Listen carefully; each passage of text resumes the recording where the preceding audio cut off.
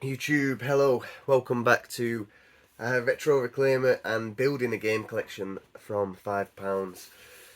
Been quite a while since episode 2, we're now on episode 3. So yeah, just a quick recap. We started with £5 in episode 1, bought 5, I think, yeah, 5 Xbox 360 games, all at £1 each. Kept one, traded the others, and we used that money. I can't remember what I made exactly. I think it was around about £30, something around there. So obviously we kept one game, made a decent profit thanks to one game in particular, which was Monkey Island or Monkey Treasure Island. I forget what it's called. Um, and with that profit, I bought a couple of bits and pieces, including a Xbox 360 controller, a couple of PS2 games, and then I also bought a bundle that I came across, which was a silver PS2 Slimline, 5 controllers, and a bunch of games. So I needed to sell all that to then make another profit and keep it going. But we've come across a few hurdles. So first of all, I'll talk about the bundle itself.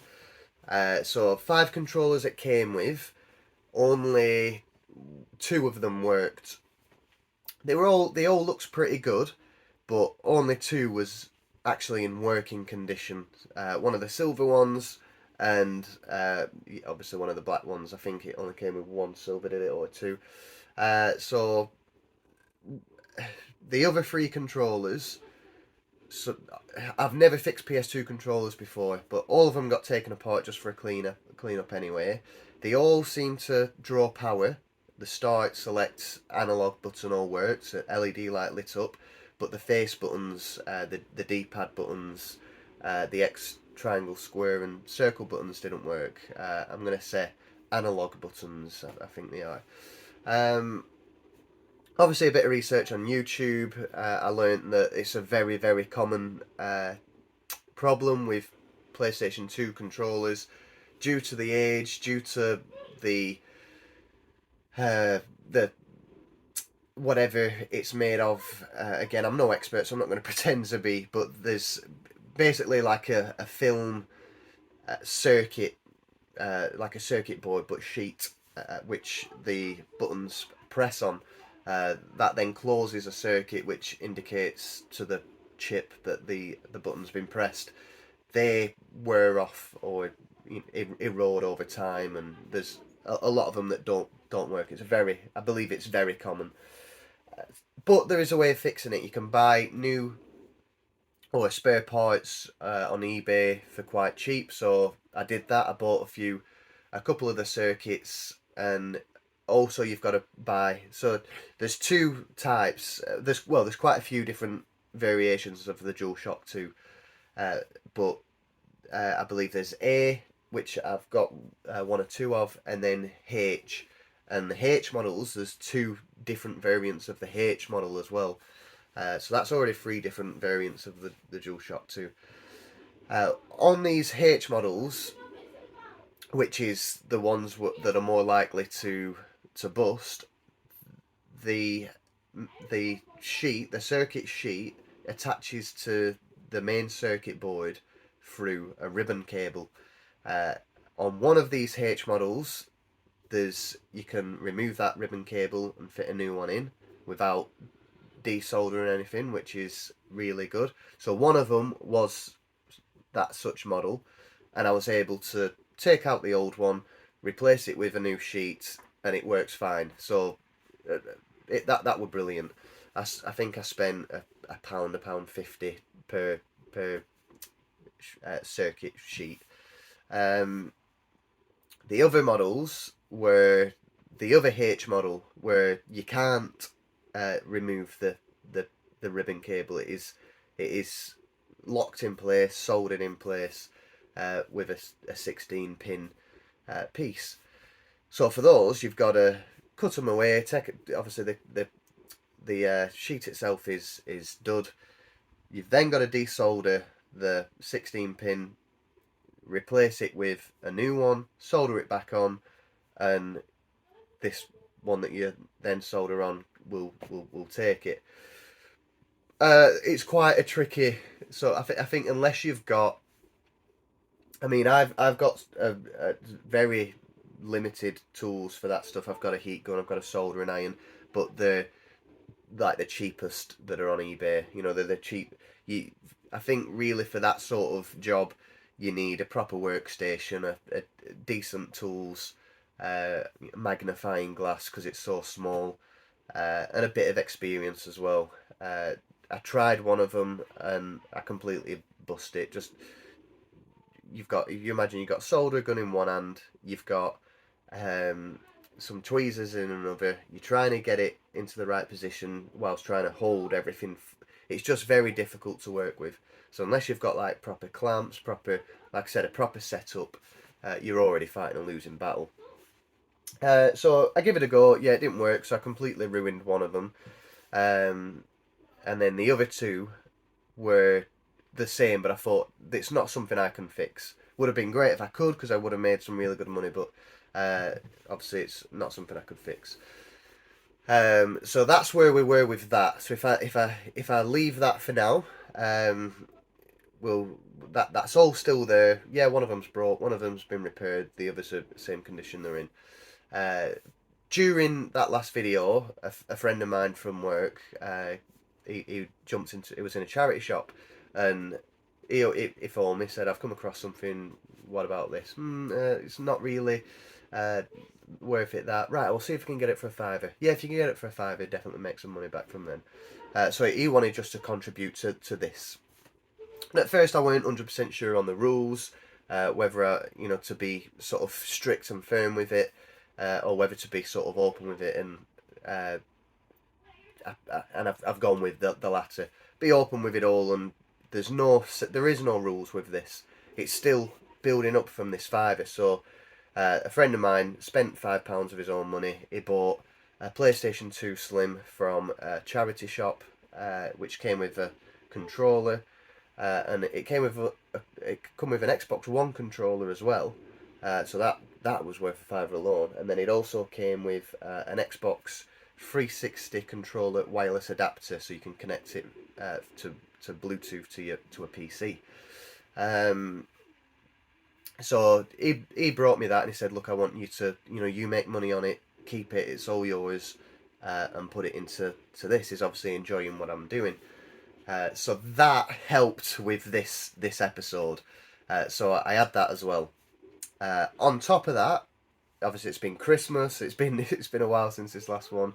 My lad got Father Christmas brought him an Xbox Series S for Christmas. So, and he's already got a decent controller. So he's now got two controllers, and he had two wired controllers which he doesn't use anymore. So rather than keeping those, he gave them to me so that I could again put them into this and trade them in. So because I was trading stuff in, I thought I'd take everything to CEX, trade it all in there, and from that, I will have pictures, by the way. So as I've been talking, I'll remember to chuck pictures in of this different stuff, and yeah. So the idea was to take all this stuff to CEX rather than try it, because selling stuff individual on eBay can be time consuming, or it's having to post it off. It's easier just to go CEX, and that's sort of what I went with. So I've got all this stuff. I've tried to fix what I can fix. I've cleaned up everything I could. The Xbox One controller, I tested that and it rattled inside, so I knew something had snapped, and the D-pad didn't work, so I had to get into it.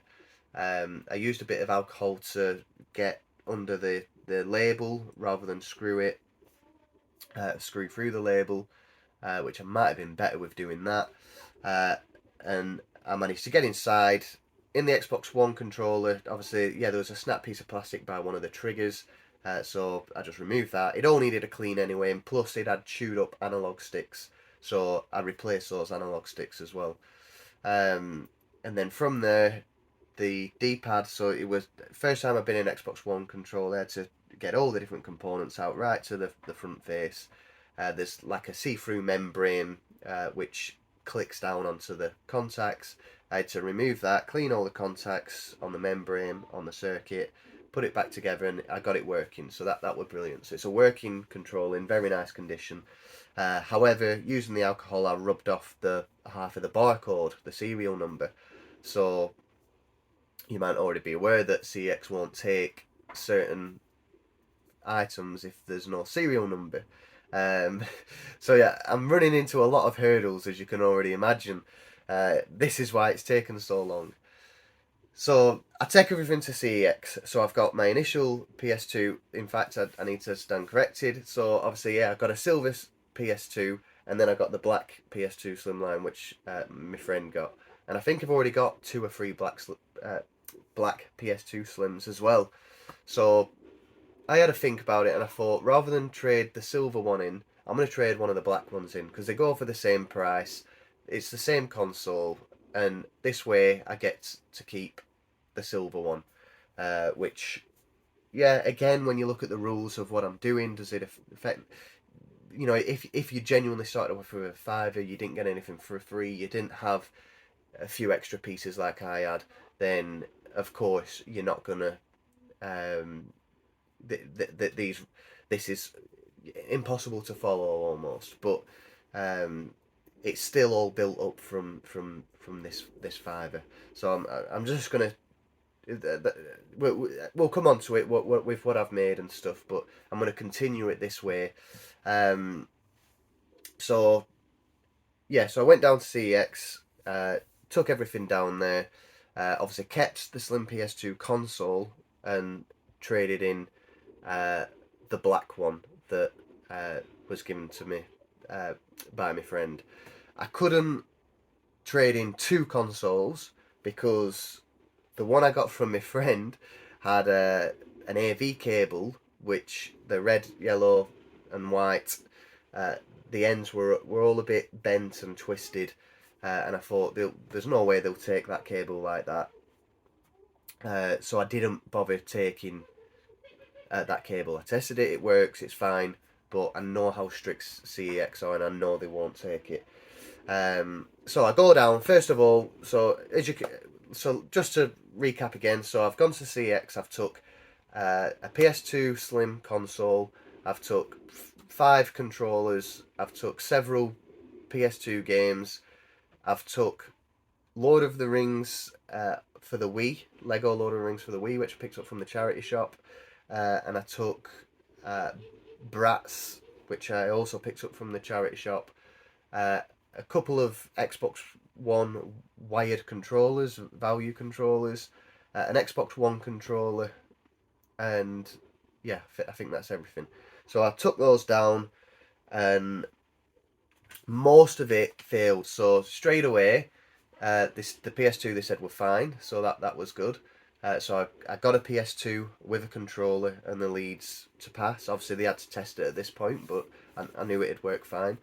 The controllers they wouldn't take, so she was quite surprised, was the woman, and she said, we're not taking DualShock 2s.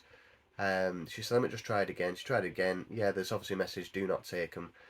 But she did take the silver one, so she took the silver controller but wouldn't take any of the black ones apart from the one that came with the console. Now I'd imagine that is because of I'd imagine it's because they're aware of the problem with DualShock 2s and the erosion, and just generally a lot of them aren't working, and they're being fixed, and I'm guessing they're aware of all that, so they've give up taking them.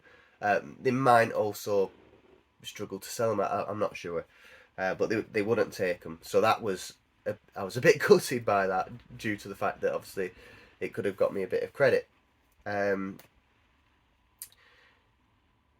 Obviously the controllers that I did take were the ones that were working. I didn't take any bust ones. Then, so if I go through the list, this is what I managed to get rid of. So PS2 console, the Xbox 360 controller, which I picked up from a car boot. I think I paid £5 for. They took that, so that was good. The silver controller, they took one of the value wired controllers, which I got off Oscar, and they took Lego Lord of the Rings. That's all they took. And then also when they taken it, so things that failed was the wireless receiver. Apparently there were just nothing on it. It plugged it in, tried to connect up to it, and it was giving nothing. That was a shame because that was like a freebie. The Xbox One controller, they didn't even test. There's no serial number, can't take that. That was a shame. It crossed my mind, but I thought they'd still have taken it. So that was a bit gutting, considering I fixed it but then damaged a lesser part, and they wouldn't take it because of that. And then what else did they not take? They didn't take any of the games. So the only game they took was the Lord of the Rings game. They wouldn't take the Bratz game. They wouldn't take. I mean, out of that bundle of PS2 games, most of them were sports titles, not worth anything, and I've just removed them from the whole bundle. Whereas there was a few others where I could have got £1 or a couple of quid or so. She wouldn't take a single one of those games because of the scratches, which they are all scratched, but I'd imagine they are in working condition. If I had a machine that had buff them out, then that'd be ideal, but I don't, and even then there's not enough money in it to mess about with all that sort of stuff.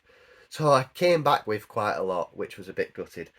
And then also when I made the trade, she said she got cash out the till and said, yeah, so you'll get £45 cash for that.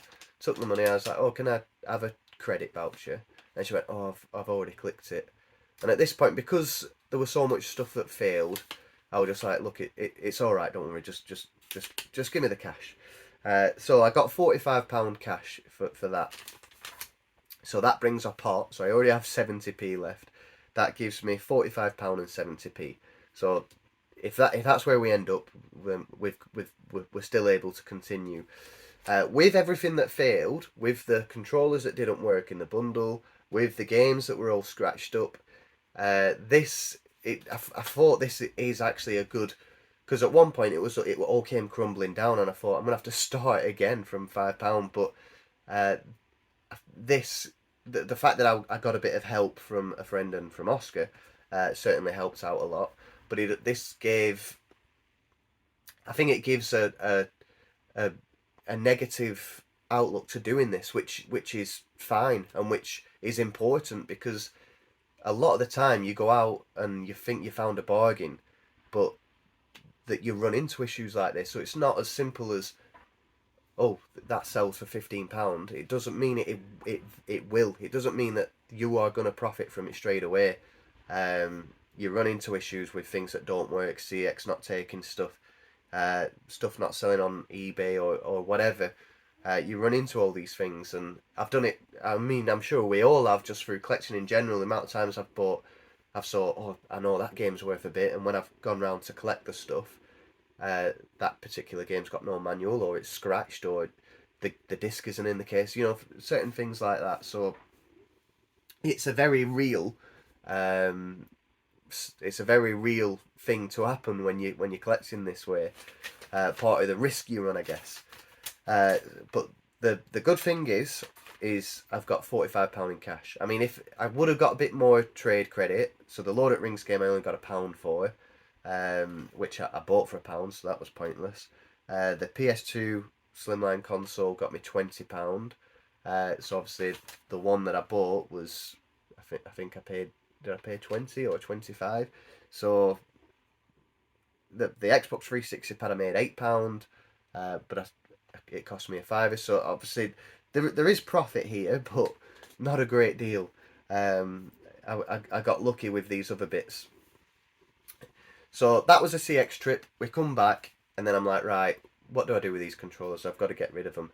I also had two bust. I've had them for years. I had two PS2 controllers which were bust, and these controllers were H models. Sorry, they were no, sorry, yeah, they were H models, and I figured, are they? No, they might be A models. Correction, I've lost you. I know I have, but stick with it. So I had two bus controllers, and I had two that need replacing, but these two bus controllers worked fine. They just had bust cases. So I thought, right, well, I'll just take the case off and put this case on. But no, it's not as simple as that. Not even with the same model H. It's got to be the very specific model. So I'm going to call it H1 and H2. So it just so happened that the two bus cases working controllers were H2, and the two fine cases with broken components were H1. So I, at this point, I'm thinking if I didn't have bad luck, I wouldn't have luck at all. But so I couldn't change things around there and help myself out. So I decided to chuck them on eBay with the free controllers that. So there's 5 controllers altogether. There's the 2 bus ones that I've just added. So again, they've not been bought with this initial £5, and then the free controllers which wouldn't work. So that's free. So, well, one of them was I bust even worse myself. 2 I didn't touch; they were just broken, and then 2 that are broken cases. So I listed those on eBay. They sold, and I got £10 12p, including post and packaging. So obviously I didn't get a great deal. It was mainly just to get them out. Someone will get some use out of them, and I'll get something in the pot. Uh, Take off 70p for a jiffy bag to put them in, and then take off £4.30 for the postage. That leaves me with £5 12p. So I've now got £50 and 82 pence. So at least I've gained something from those broken controllers. Whew, right, is that everything? The Bratz game that they wouldn't take at CEX was only very lightly scratching, and I was quite surprised they wouldn't take it. I think because of the condition of some of the other PS2 titles, it was just a quick look. Yeah, the scratches, I'm not taking it. But it's totally fine. It's definitely good enough to keep in the collection. So I'd thrown that on eBay. I took that on eBay, and it went for £12.50, which I was quite chuffed with, considering I bought it for £1. And then the moment that it sold, I got a cancellation request. So, and that's the first cancellation request I've had. So I just confirmed that, yeah, get it cancelled. I don't know the rules and stuff, but obviously this person decided they couldn't afford it, or couldn't buy it, or didn't want it, or whatever. So I've cancelled that, and I've had to relist it. Hopefully I'll get somewhere around the same, and hopefully this time it will sell, and that will hopefully add an extra fiver to that £50 82 pence. So I've done a little video and took a picture, so I'll show you what I've got left over from what I've spent, what I've not traded in, what I've kept, and so I've got that including £50 and 82 pence. So again, from a fiver, yeah, I've had a lot of help along the way, which without that help I wouldn't be able to continue this series really, or I'd struggle. I'd be pretty much starting again if I didn't do it this way. But I've still not spent any of my own money. I've not spent a single penny since spending that original fiver, and that is the whole idea. So I hope that anyone who is watching thinking doing it themselves or whatever, I'm trying to be as transparent as I can with it, but there's a lot of, yeah, it can go well. That first episode was like wow, and then the second episode you'll have watched and you thought this guy's getting so lucky, but at least this episode gives you a realistic view on that it's not always the case. And then, so if that wasn't bad luck enough, I've got you can't complain. I've got 2 cars, obviously myself and my wife, so we both need to drive. One of them needed a new battery, which I've not been able to do yet. I've just got to sort of keep hoping that each time I start my engine it'll start. And then I've got another car which needed a catalytic converter, which if you know cars, you know it's probably expensive. So I've had to fix that this month. And then the current climate that we all find ourselves in, trying to get a holiday booked, trying to save up to buy a house. There's stuff that take priority over buying a couple of games. So I decided to help myself out this month with the repairs for the cars, by using the money I've made through this series. So I've used that to help fund me parts on the car. So I've obviously not bought anything new. Until next month, thankfully I've done some overtime work and stuff like that. I should be able to grab that money back out my account, let's say that month, and start again. So the money's still there, but I've just borrowed it for personal use rather than this use. And again, that is another good reason of to do this video, to show you a bit of realism with this is just a hobby. It's just a collection. It's just a hobby. It's just a bit of fun, and it's all immaterial stuff. It doesn't matter. It's not going to feed. It's not going to keep you alive. It's stuff that's just going to give you fun. And if you've got to sell it all, if you've got to, there's other stuff more important. This ain't a plea for I don't know, support or whatever. I'm totally fine. I'm in a better position than a lot of other people, and it's just the way it's got to be, the way I prioritize stuff. Next month will be fine. I'll be back on it. I'll be able to get this money, start looking and trying to spend it and trying to build it. I want to get above £100 in the next episode. But before I bought anything, I thought, because of the complexity in this stuff, I thought I've got to do a video just to get that across on its own. So that is where we stand now. We stand with profits are at £50.82. We've got, they're just behind me, so I'll put the video on again. We've got a PS2, so I'm showing two PS2s in this video, which I shouldn't. I should be showing one. So I got given two, but I traded one in. So I've got just a silver PS2. The Xbox One controller, the blue camo one, is broke. The Xbox One controller they won't take in, but it works. It's usable. Steering wheel, I've got to be honest, I just wanted to throw in the bin. Halo 4 is still the best thing I've taken from all this. Bratz is listed on eBay. Hopefully that goes this time. And then I've got a bunch of PS2 games, which obviously Grand Theft Auto, and then The Getaway, Black Monday. There's some that I want to keep. But I would have traded in just because I thought, right, let's get the most. And that's where we sit. So for a fiver, I've got Halo 4, PS2, a couple of games, a couple of controllers, and £50.82. However, I borrowed that money, like I said, and next month we'll get going again. So yeah, I can imagine this episode's not as fun as the last two, but because it's been a while, I thought I need to get it out.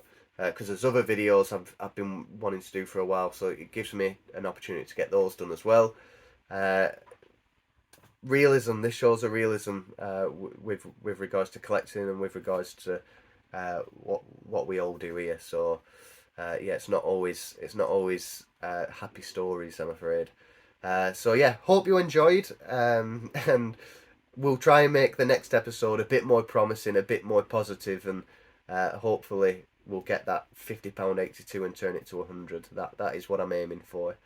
Okay, so thank you very much for watching. Thank you for your patience, and I can imagine that this video was very hard to follow, but hopefully I got my point across and explained stuff clearly enough. So alright, we'll see you in the next one. Thank you very much, YouTube.